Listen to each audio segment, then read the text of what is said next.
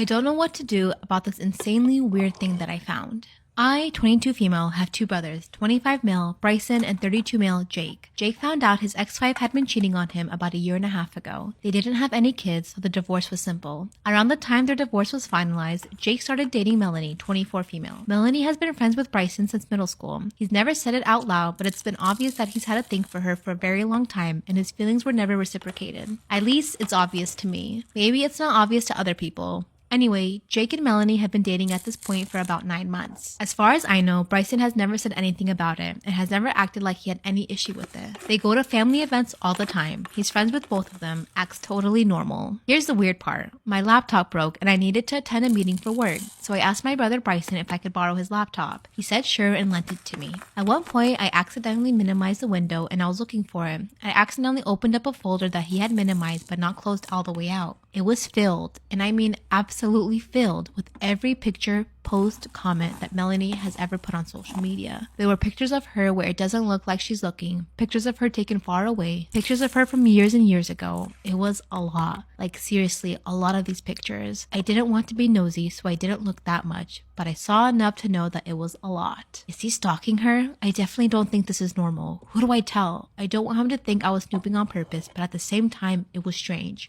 What do I do? Okay, so I went to Bryson and told him that I saw the pictures of Melanie on his computer, hoping that maybe he had a reason for it, some sort of explanation. He freaked out on me, like yelling, telling me I'm a piece of shit snooping through his things. He told me that I better not say anything to Jake and Melanie, but obviously I'm going to. I had told Melanie to meet me at my house after work, but then I started to get in my own head about Bryson. I went on the computer and saw he was active on Steam. If he was playing video games, he was at home, so I told my friend to come with me to where Melanie works so we could talk on the way home. We met her outside and she was like, "Oh, I was just about to go to your place after I swung by Bryson's." And she said that Bryson had texted her at work too and told her to come by his place because he had something to give her. I told her everything and showed her the picture I had of the folder. She was really confused, but when I told her about Bryson's reaction to me finding out, she got freaked out. She called Jake and told him everything. We went back to their place and I told Jake the full story of what I saw. He didn't have much of a reaction at first. He just made me write everything down. What I saw, down to every last detail. We spent about an hour and a half writing down the descriptions of every single picture I remembered seeing, and writing down exactly what Bryson said verbatim. Bryson started calling her phone because she hadn't come by after work. Jake answered it and told him not to contact Melanie anymore, then hung up. Jake left and he went to the police first to let them know what was going on. Then he went over to Bryson's house. I really don't know what happened there, but when he came back, he was mad and took a shower to calm down before he talked to us. Basically, all he said was that he was going to call the cops. I told them everything I saw and then spent a long time talking to Melanie. They told both of us to delete and block him from everything and told Melanie to call them if he tries to show up at her place or at work. I'm not sure if they talked to Bryson or not, but as far as I know, he hasn't contacted Melanie since. But Jake has also rearranged his work schedule, so he's walking her to and from work, and her boss knows, so they'll all be keeping an eye out for her there too. Jake told us to stay out of it and that he's the only one that will deal with Bryson. Am I the arsehole for covering up cameras that were in the living room, bathroom and bedroom in my husband's family home? Story time. So I recently got married to my husband, Steve. And shortly after, we moved in with his family. It's this big house on a farm in the middle of nowhere. And it feels like quite a traditional setup. So the people that live there's obviously me and Steve. Then there's Steve's brother, so my brother-in-law and his wife. And then there's also Steve's dad, so my father-in-law.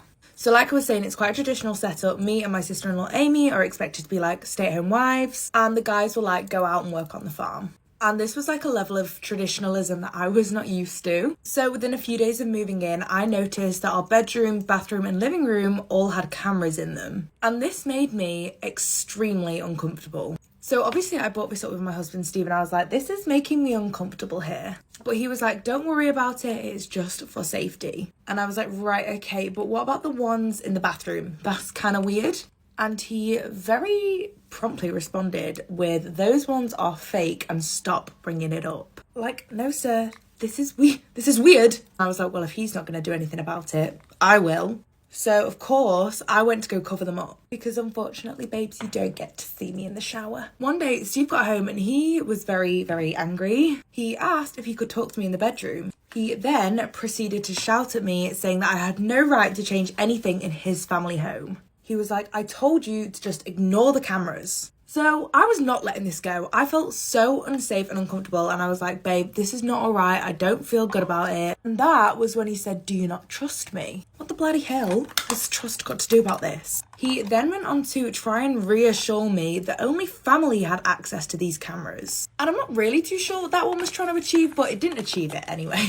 My darling husband then told me to stop being a problem. So we go to bed, and the next morning I go down for breakfast because we all used to eat together, and no one is talking to me, including my sister-in-law Amy. So when all the men had gone to work and it was just me and Amy, she told me to stop causing a mess, and then went on to say that she's no longer allowed to talk to me as punishment for being disrespectful. She told me to stop being an arsehole and to listen to Steve, and then said to not involve her in any of our marital problems. I'm sorry, but last time I checked, I didn't think I was being an arsehole. But apparently everyone in this house thinks that I am now the arsehole. And now I'm low-key starting to second guess myself. So what do you think? Am I the arsehole here? Forgiving my mom for her addiction was not easy, and I think that we should talk about it. People tend to forget that, like, this addiction is an illness. People who are surrounded by that person is also struggling with it. It's not just her traumas, it's also mine. I really don't talk about this with people, but I am a person that does not really remember their childhood. I don't want to say my childhood was traumatic, but it was traumatic enough to where I blurred it all out and just put it back there. And it's something that I talked about with my mom, my dad, separately and together. My mom did have an addiction, and I do not blame her. I'm not mad at her, and I do not hate her for it. That's because at the end of the day, she's a human being, and this is her first go around in the world. People get stuck and people struggle, and I am not one to judge. So never will I be like, no, mom, I hate you for doing that. Like, no, like, she really just needed some guidance in life. She didn't have that. Everyone that has someone that has an addiction is a little bit different. Like, you know, their relationship is different. I think because my mom also hid it very, very, very well from me, that I, of course, can never hate her as a child. I've never questioned my mom's love for me just because she was always there when I needed her to be. Forgiving my mom was probably the hardest, but yet again, the easiest thing that I could ever freaking do. She didn't have guidance at all. She was just looking for love. She was looking for something that was normal. But I can't sit here and hate and judge my mom for something that she is no longer that person. My mom is almost 12, 13 years fully recovered. She's not even the same person that she was a year ago, let alone 12, 13 years ago. And the main thing that I love about my mom, and I think this is why I forgave her so much, is instead of her keeping it from me until I was old enough to understand, she told me when I was younger. She told me when she wasn't active, and she explained to me like how it happened, what happened, the consequences, everything that she has done, she has explained to me. I feel like if she hid it from me, then I would hate her. Maybe not, just because I'm still a very not small-minded person, but seeing my mom now as a full-grown adult and seeing how many people's lives she's changed and seeing that she's grown, became this wonderful, amazing person, like, it makes me so proud of her. A lot of people do not have the strength to freaking forgive someone for that. People hold on to trauma, people hold on to things that people have done because they don't realize and understand that people can actually change. I believe that everyone can change if they wanted to, and she's someone that did change. Everyone has different situations and different scenarios, so I can't speak on everyone's behalf. I'm speaking on the people that relate to this exactly. My boyfriend doesn't want to get married because he doesn't believe in marriage. Or is it because of the wife and kids he has? Story time. So I was a few years into my relationship with Steve, and I started approaching him with the topic of marriage. And after many, many conversations, we came to the conclusion that Steve didn't believe in marriage. However, he said as a sign of his commitment to me, he would move in with me. So Steve works for a production company, and he often has to travel abroad for work. And this was why he was very rarely home.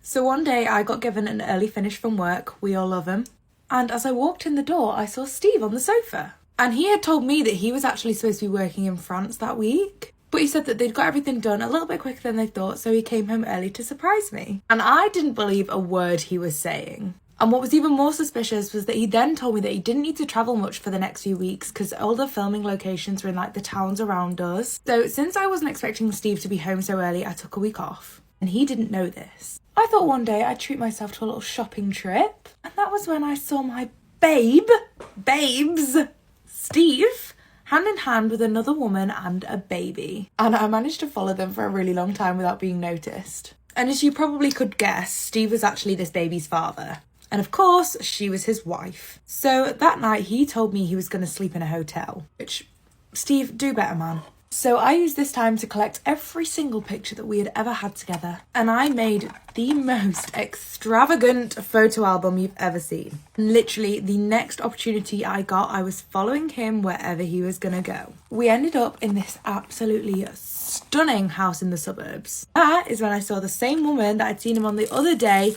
greet him at the door. I had apparently found Steve's family home. So I waited for a little while, and that is when I saw the postman. It was game time, bitches. I gave him my gorgeous handmade photo album, and I told him exactly what address to send it to.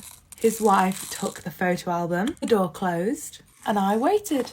And let me tell you, the screams that could be heard afterwards, I could literally hear them down the street in my car with the windows up. What preceded was the woman chasing Steve out of the house with a rolling pin. And let me tell you, that sight was delicious.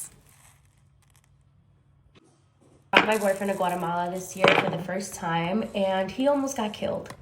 Because I wish I was kidding. So we went to Guatemala this past May. My boyfriend met my family there. Everything was going great. We had just gotten back from a parade. Everyone was having dinner. There was this one guy that was talking to my dad. They were friends or whatever. But he had been talking to my dad for a while. My dad turns around and he's like, this guy's over here telling me that he wished you wouldn't have a boyfriend. He wished you would have had a chance with you. In my head, I'm like, that is so disrespectful because my boyfriend is literally right here. So the guy's about to head out and he shakes my hand before leaving and tells me, don't get married. I turn around and look at my dad and he's like, don't pay attention to him, he's drunk. I'm just confused because this guy could be my father. My mom turns around and she's like, this man has a whole wife and kids. I end up telling my boyfriend because I'm like, I think it's so crazy that you're literally right next to me and this guy is telling me all this shit. Like the fucking balls, you know what I mean? After dinner, we end up heading to this rodeo. And of course, I end up seeing that guy again, turning around to say hi to my dad. And at the same time, he was going towards my dad to say hi. So he leans towards me, almost like he was trying to kiss me as he was trying to say hi to me. I lean back because what the fuck do you think you're doing? And the man tries going forward and tries kissing me again. He goes, where's your little boyfriend? Did he leave already? At that point, my man was towards the back. I think he saw something was going on, so he was walking towards me. So my man comes and he's like, what's going on over here? At that point, the guy's like, oh, I'm so sorry. I was just trying to say hi to her. I'm her dad's friend. My man's like, clearly she does not want to talk to you. The guy ends up apologizing, whatever, tries to shake up with my man. My man does not want to shake up with him for obvious reasons. Like, he's fucking pissed too. The man ends up leaving. As he's walking out, you can tell he's fucking pissed. And I don't know how the fuck I heard this. I hear him talking to the guy he's walking out with. And he's like, when they walk out, we're gonna kill him. The thing about Latin American countries is it's so common for a guy to be just walking around the street with a gun. Both of those guys had a gun. Also so fucking common to fix any issue by killing someone. My fight or flight instinct at that time was through the roof. I ran and grabbed the man, took him to my dad, and I'm like, this is your little friend? He's trying to kill my boyfriend. Then his little friend tries defending him. He's like, he's fucking drunk. He's just talking shit. Don't listen to him. You don't fucking say that kind of shit. They end up kicking them out and they literally stayed waiting outside for hours. He actually was trying to do something. It's so fucking crazy to me how a guy's ego can be hurt so quick over something so stupid. Security ended up helping us out by letting us bring in our cars into like the rodeo so we can hop in and leave without there being any fucking issues. Thankfully, we made it back safely, but that shit was fucking scary, guys. I had never felt so fucking scared in my life. I genuinely thought that we were not gonna be okay. Never seen something weaker than a man's ego.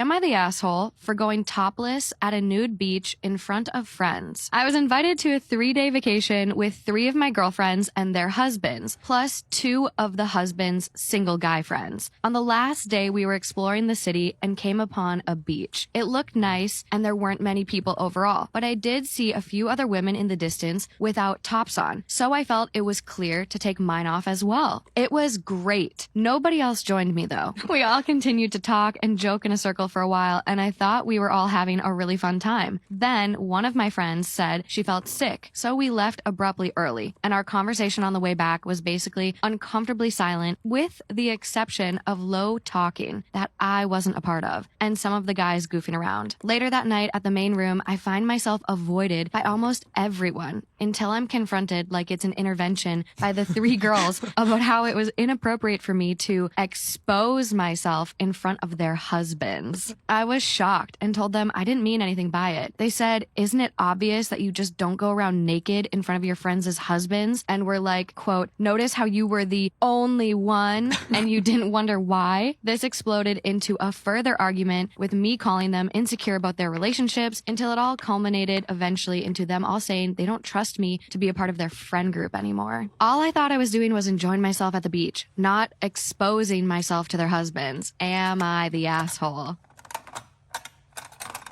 Am I in the wrong for getting upset when my girlfriend suggested that we split the dinner bill? For context, this is a 4-year relationship and we live together. I pay for utilities, she buys groceries, we both split rent and pay for our personal bills on our own. We have a joint account where we save for a future home. Finances has never been a huge issue. My girlfriend and I are not flat broke, but we are in a place where saving money is a priority. She budgets beautifully and is wonderful with saving money. Therefore, it's fair to say that she has more money than I do. My girlfriend makes it a point to make us go out for dinner once a week or every other week. She takes me to places I like or a place we both equally enjoy. She always offers to pay. I always let her. She's not like normal girls who does a check dance but still expects the man to pay. Whenever the bill comes, the waiter hands me the check, and without missing a beat, she always asks, "Do you want me to pay?"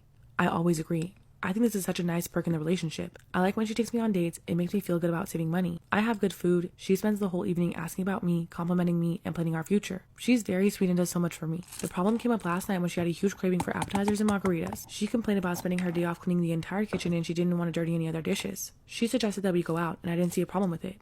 We had a great meal. Between the two of us, we had a few margaritas and the bill was adding up. Before the bill came, she asked if I would mind if we split the check, and began to explain how much these nights out are really eating away at her food budget. This is where I got confused. She invited me out to dinner, made the suggestion, and is insisting that we split the check. I would have denied the offer if I knew I would have had to pay. She also jabbed at me for always letting her pay and never once offering. She feels she's being taken advantage of, and if it wasn't for her, we would never go on dates because she's the one who makes the plans and pays. Is it really so awful that I don't want to pay for every single date and saving money is important to me? We had a small argument, she got really upset, paid the check, and we walked home without speaking. I said we just won't go to dinner anymore. This suggestion or any other suggestion wasn't helpful. She's been distant and incredibly upset and is now mentioning the weirdest problems and making me feel like a bad boyfriend. She's even mentioned wanting to break up over a $90 check. This is news to me, but overnight, I became an unappreciative and ignorant boyfriend who never helps out or makes her feel special, but we go out for dates every week. So, am I in the wrong here?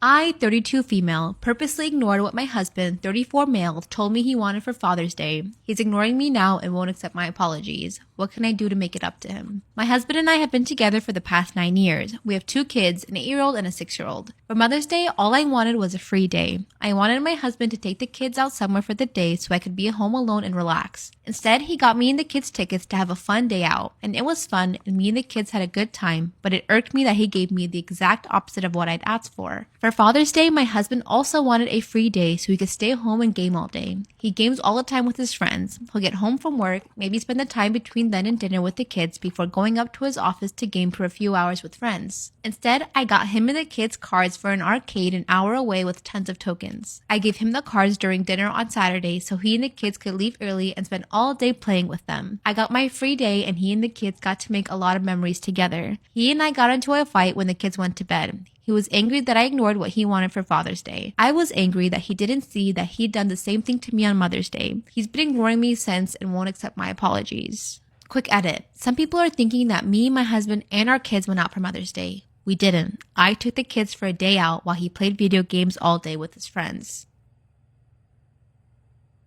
I'm just sitting home minding my business and I get a phone call from my mom.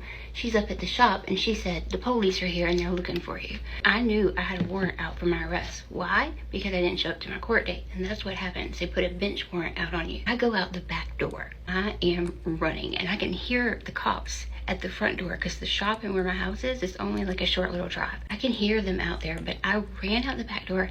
My mom's boyfriend had like an auto parts shop or whatever, and there was this huge pile of tires. When I say huge, I mean this thing was enormous. So I go straight for the tire pile. I'm like crouched below like this little encampment of tires, just waiting for the police to find me. It had just rained and it was hot. Mosquitoes were living up in the water from the tires, and they were like, oh my gosh, look, a snack, guys. And they all just flooded towards me. I was getting eat up with mosquitoes. Like, my heart was racing because I was scared I was about to go to jail, and I needed a cigarette.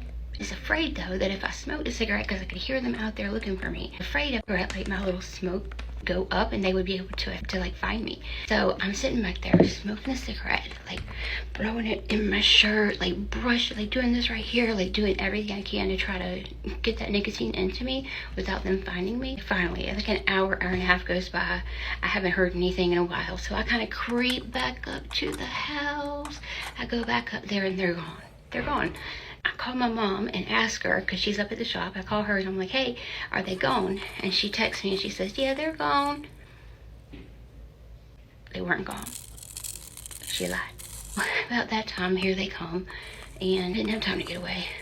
So they arrested me. And that time, it was my cousin who arrested me, because I'm from a small town in the South, and we're all related to everyone else. Hey, Brian. 13 years ago, I did a tattoo for a mystery scroll that I still haven't opened. I was in the middle of a tattoo and a man called into the tattoo shop and asked for me by name. One of the girls from the front brought me the phone and I took off my gloves and I answered it. And the man asked me if I was willing to do a trade for a tattoo. And I asked what it was and he said, well, can I just bring it in and show you tomorrow? And I said, absolutely, bring it in, because I love doing trade for tattoo. When he came in the next morning, he showed me what he had. It was an enamel tube with 2 copper end caps and some string holding it all together. And it had a wax seal over the string. I was intrigued and I asked him what it was, and he told me inside was a scroll. And I said, absolutely, I will do the tattoo. The tattoo he wanted was a little circle, and he told me a bunch of stories of how he had traveled all over the world getting tattooed, but he had never paid for a single one. He always traded for items or stories. He had hundreds of these little tattoos. When I finished the tattoo, he handed me the scroll and I asked him if I could open it.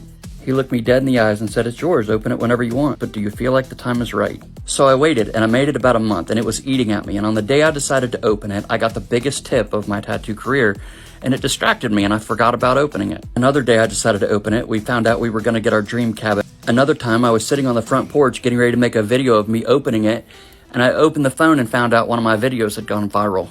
The next time I tried to make a video with it, my daughter ran upstairs because she had landed her first job, and I forgot about it again. This morning I woke up thinking about it. I thought since I'm starting something new here, I would open it and make another video. It's not where I remember putting it. I have made huge messes digging through everything in the attic, all over the place, every box I can think of, and I cannot find it. Every time I have tried to open this thing, something good happens and stops me. This time I just can't find it, but as soon as I do, we'll open it together. Am I the asshole for telling my wife her parents cannot sleep in our bed when they're house sitting? We went out of town a few weeks ago for a wedding, and my in-laws came from out of state to watch our daughter. We have a 3-bedroom house with a full guest room and bathroom on the first floor, and our master and kids' rooms upstairs. Before moving in with me, my wife used to let her parents sleep in her bed when they would come visit, and she would go sleep on the couch. Well, she asked recently if they could sleep in our master room, and I right away said no. I don't want anyone other than us and our kid in our bed, as it feels weird to me when we have a guest room for, guests. This caused a big fight to happen between my wife and me until she finally caught on to my way of seeing things, but her mom was totally offended at the notion that she was not allowed to sleep in our bed. Am I the asshole here? Because I don't want my in-laws sleeping in my bed. I asked my own parents about it, and they both said that they would never even think of asking since we have a guest room already available. Street racers who have raced with a car on the line. What did you do when your opponent refused to give up their car? A misogynist bet my wife to a street race. The aftermath was glorious. A while back, I decided to take a track day at a regionally known drag strip during a no prep event. For those who don't know, no prep means that the racing surface is left unprepared to simulate normal street conditions. My partner and I took 2 pickup trucks with 2 car trailers, with 3 cars in them along with tools, spare wheels with tires on them, etc. I brought my 1996 Honda Civic hatchback. Without going full car nerd, it has an engine swap and a lot of work done. It's quite fast for a Honda but really just a toy. I also brought my Nissan Laurel, which is imported from Japan and was never sold in the United States. The car is primarily a drift car, but with 30 minutes of work it can be changed over to a drag setup. My buddy brought his 1996 Mitsubishi Eclipse GSX. We were running all day making small wagers with those at the track, and together we were up just over 20k on the day from wagers. Around 8 p.m., with the track closing at 9 p.m., I had the biggest of Chads approach me. He engages in the typical smack talk about how my cars are slow and how incredible his car is, yada yada yada. After being goaded numerous times, declining a 10K race and really just trying to pack up for the day, this Chad decided to insult my wife in a rather derogatory and misogynistic way. The comments were disgusting and about how a woman doesn't belong on a racetrack. I thought for a second before responding. Then I said to our entitled prick, since women don't belong on the racetrack, why don't you race her in the Laurel?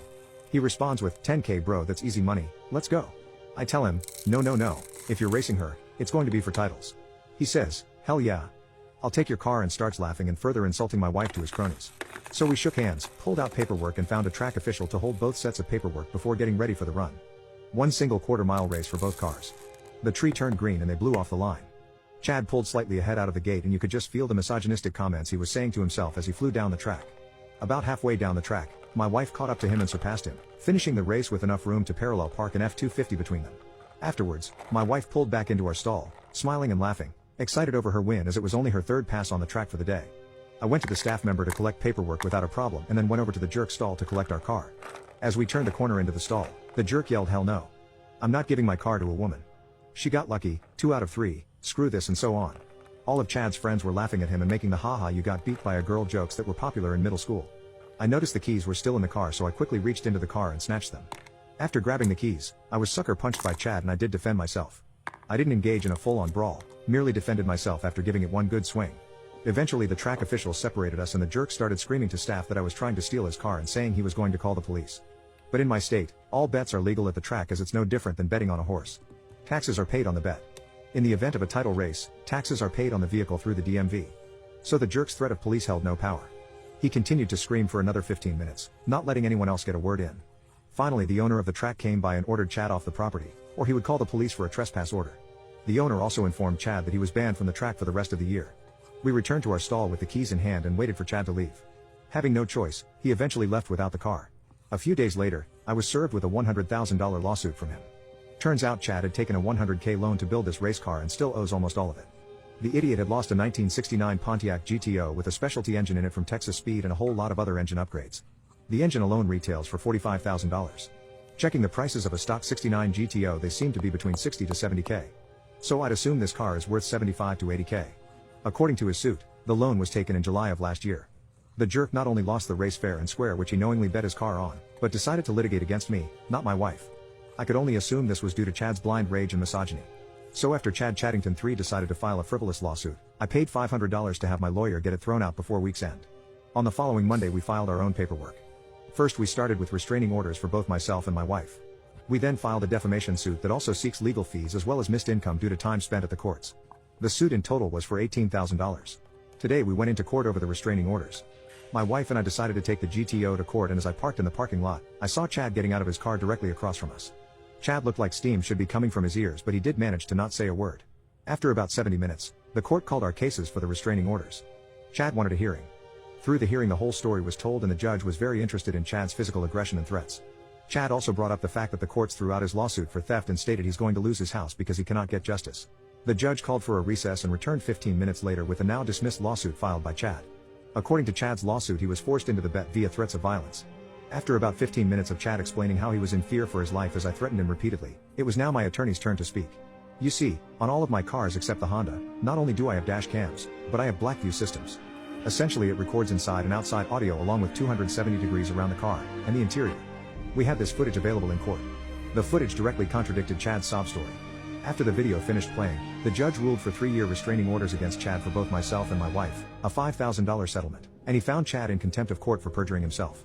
Chad was sentenced to 7 days in county lockup and a $3,000 fine for his lies. If you've ever been at a show and you think one of the guys on stage might be looking at you a lot, he might be, because guess what happened last night? I was at a rock show with my friends and I was kind of joking around, like headbanging with them. The bassist is staring at me in my eyes. And he wasn't just looking at me, he was looking at me and like smirking. And I just kind of went, you know, like that, because I didn't know what to do. He's hot, he's tall, he has tattoos. The show ended and I was like, okay, fantasy over. Some guy came up to me and said, the band, oh my god, the band has invited you backstage. I go back there, he still has his bass on, so I walk up and I'm like, hey, I'm Nep, great set, nice to meet you. Oh my gosh, that's a cool bass, it looks really expensive. He asked me if I played bass at all, and I said, yeah, a little bit. I didn't want to play bass for him. which is exactly what he had me do. He takes the bass off and puts it over my shoulders. And he told me to play. And even though I was feeling quite shy, I guess I was feeling a little cheeky too, because I played one of the bass lines I remembered from their set. I kid you not, he said to me, "You lied, Bunny, you're good." Bunny? And I was all panicked, so I said, haha, yeah, I play, I was messing with you. He said, "Say it." And I was like, "Say what?" And he said, "Say that you're good." I didn't know what else to do. I gave in and I was like, okay.